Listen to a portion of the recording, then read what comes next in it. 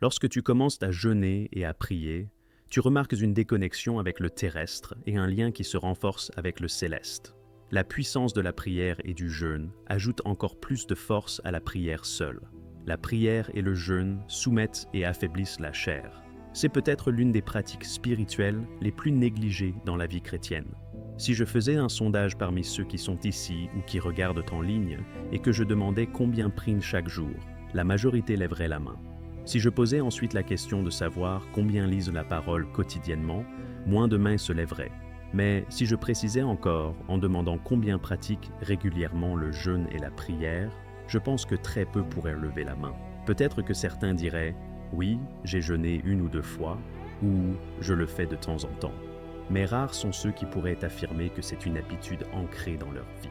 Je ne dis pas cela pour condamner, mais pour encourager et mettre en lumière ce qui est accessible en Christ. Cette pratique est pour ceux qui désirent grandir spirituellement, franchir certains obstacles et aller de gloire en gloire, car la puissance du jeûne et de la prière accélère la croissance spirituelle. Et souviens-toi, grandir spirituellement, ce n'est pas ton esprit qui grandit, mais le reste de ton être qui rattrape ce que tu es déjà en esprit. La Bible est très claire sur l'efficacité du jeûne et de la prière. Elle nous en montre les bienfaits, mais elle ne détaille pas exactement pourquoi cela fonctionne. Et si, comme moi, tu aimes comprendre les mécanismes spirituels derrière ces vérités, cela peut sembler frustrant. Que se passe-t-il exactement dans le monde spirituel lorsque nous prions et jeûnons? Notre épée spirituelle devient-elle plus tranchante? Notre lumière spirituelle brille-t-elle davantage aux yeux des ténèbres? Est-ce que, si nous pouvions voir le monde spirituel, nous observerions quelque chose de spectaculaire? Nous ne le savons pas précisément, mais ce que nous savons, c'est que cela fonctionne, et c'est là un acte de foi. Je veux te donner 2 lois spirituelles essentielles. Premièrement, pour chaque acte naturel de foi, il y a une réaction divine. Pense à Moïse en Exode 14, 21. Il a simplement levé son bâton, et Dieu a ouvert la mer. Son action, en elle-même, était insignifiante. Ce n'était pas le bâton de Moïse qui avait le pouvoir de séparer les eaux, mais son obéissance à l'ordre divin. Moïse a fait ce qui était en son pouvoir, et Dieu a fait l'impossible. Regarde les murs de Jéricho dans Josué 6:20.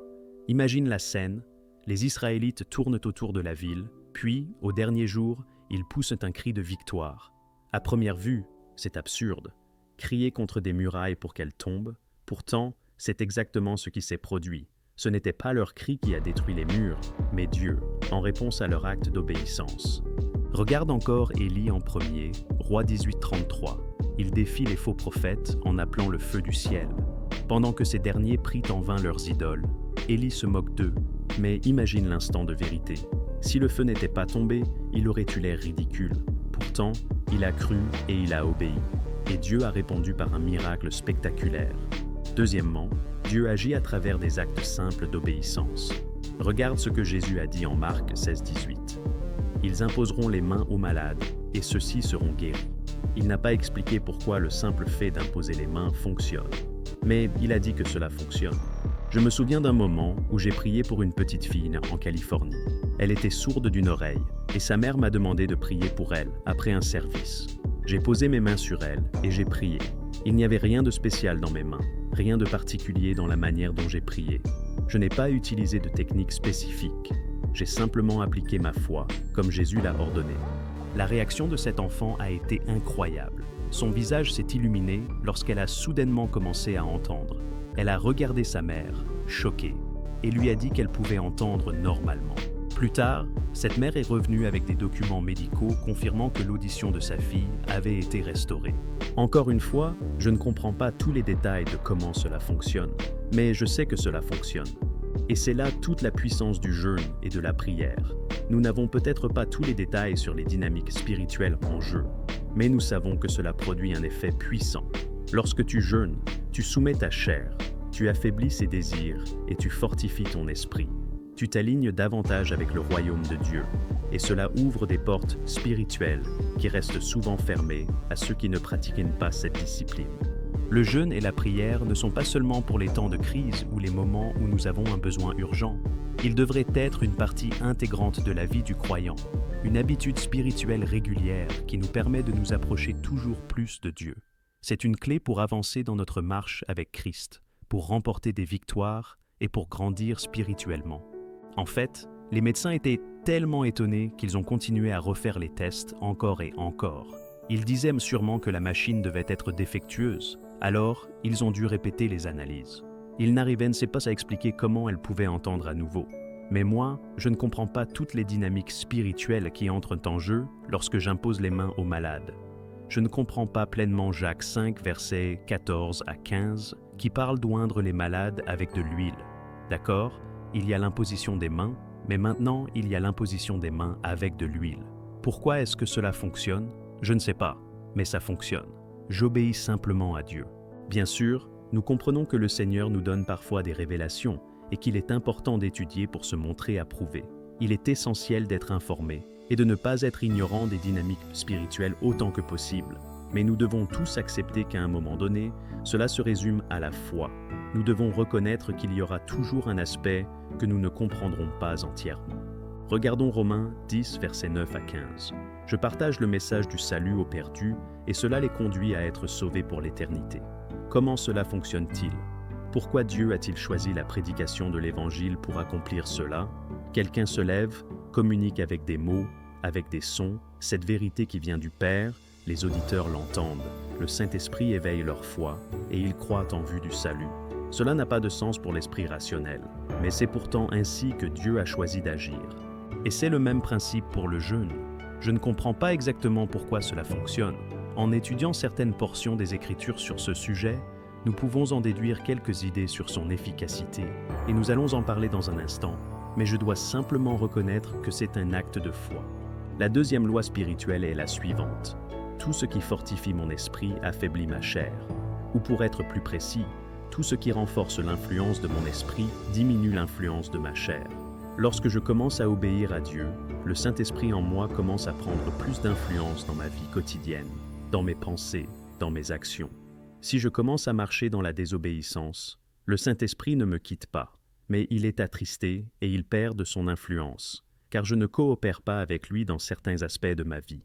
Il honore donc mon libre arbitre, même s'il est attristé par mes choix. Si Dieu le voulait, il pourrait souverainement tout prendre en charge, en annulant totalement mon libre arbitre. Ce n'est pas qu'il en est incapable, c'est qu'il ne le fera pas.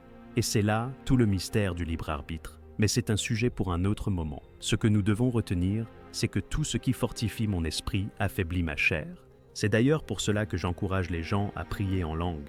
Lorsque vous priez en langue, vous allez voir une intensification des dons spirituels, une clarté accrue pour entendre la voix du Saint-Esprit. Vous remarquerez qu'il devient plus facile de résister au péché, plus facile de comprendre les vérités des Écritures. Vous recevrez une plus grande audace pour l'évangélisation. Tous ces bienfaits du parler en langue peuvent être déduits de cette vérité spirituelle. Tout ce qui fortifie mon esprit affaiblit ma chair. Si vous lisez Galates 5, vous verrez que l'un de ces deux éléments, la chair ou l'esprit, remplira les espaces laissés vides par l'exercice de votre libre arbitre. L'un prendra le dessus sur l'autre, selon les actions que vous entreprenez. Et il en est de même avec le jeûne. La foi se démontre par l'action. La foi agit dans le domaine spirituel. Elle enlève les blocages et abat les barrières les plus résistantes. Ainsi, bien que nous ne sachions pas exactement pourquoi la prière, lorsqu'elle est associée au jeûne, devient plus puissante, nous savons avec certitude que c'est le cas. Souvenez-vous de ceci. Chaque fois que vous vous sentez spirituellement bloqué ou stagnant, accomplissez un acte de foi. C'est une leçon que le Saint-Esprit m'a enseignée tout au long de mon parcours, que ce soit dans le ministère ou dans la vie en général. Il y a eu de nombreuses situations où j'ai eu l'impression de me heurter à un mur infranchissable. Peut-être ressentez-vous cela dans votre famille, dans vos finances, dans le rêve que Dieu vous a donné, ou même dans votre entreprise. Je dois être prudent dans la manière dont je formule ceci. Pour plus de clarté, sachez que le but de l'Évangile n'est pas « suis Dieu et il te bénira en te rendant heureux, en bonne santé et riche ». Ce n'est pas cela le message central de l'Évangile. Le message de l'Évangile est que Jésus sauve du péché et de l'enfer, et que ceux qui placent leur foi et leur confiance en lui naissent de nouveau. La foi et la croyance nous permettent d'entrer dans la justice de Christ, et la bonne nouvelle est qu'il a déjà accompli cette œuvre. Voilà l'Évangile. Jésus, le salut, un message de repentance qui nous appelle à nous détourner du péché, sans garantie que tout dans notre vie se déroulera parfaitement. Cela étant dit, bien que ce ne soit pas le cœur de l'Évangile, nous devons aussi reconnaître que la Bible est claire sur le fait que Dieu bénit son peuple dans plusieurs aspects de leur vie. C'est une vérité. Il guérit, il bénit financièrement, il restaure les mariages, il fait prospérer les entreprises, il fait toutes ces choses.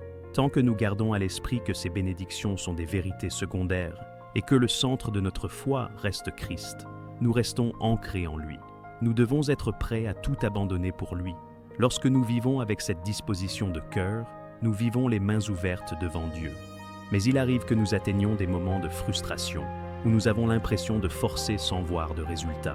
Vous priez pour qu'un proche soit sauvé, et non seulement il ne se tourne pas vers Jésus, mais il semble devenir encore plus résistant.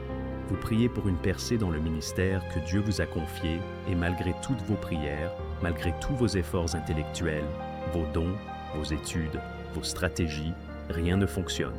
Vous essayez tout et rien ne semble bouger. Face à ce mur, accomplissez un acte de foi. Certains se demandent, David, quelle est la différence entre la foi et la chair? Parce qu'il y a parfois des idées étranges. J'ai connu une femme qui s'est réveillée à 7h37 du matin et a interprété cela comme un signe de Dieu, lui disant de prendre un avion à 7h37 pour un pays étranger et d'y passer le reste de sa vie, simplement parce qu'elle avait vu 1 heure sur une horloge. Ce n'était pas le Seigneur. Parfois, nous faisons ce que j'appelle un TOC religieux, trouble obsessionnel compulsif spirituel. Et je ne dis pas cela en plaisantant, car c'est un vrai problème. Certaines personnes s'accrochent à une impression, une émotion, une pensée passagère, et dès qu'elles sont persuadées que cela vient de Dieu, elles ont peur de questionner cette idée ou de la soumettre à un discernement plus profond. Pourtant, nous devons peser les prophéties. Nous devons examiner si ce que nous pensons être de Dieu l'est réellement. Alors, quelle est la différence entre la foi et la folie? La réponse est simple. Si Dieu a parlé, c'est la foi. S'il n'a pas parlé, eh bien vous connaissez la suite. Mais ce que nous savons avec certitude, c'est que la Bible nous parle clairement de la puissance de la prière et du jeûne. Nous sommes appelés à persévérer dans la prière. Matthieu 7,7 dit « Demandez et l'on vous donnera, cherchez et vous trouverez, frappez et l'on vous ouvrira ». Comme un marteau qui brise un mur brique par brique, nos prières démolissent les barrières spirituelles et le jeûne ajoute de la puissance à chaque coup. Priez comme si le miracle en dépendait, mais faites confiance à Dieu pour les résultats.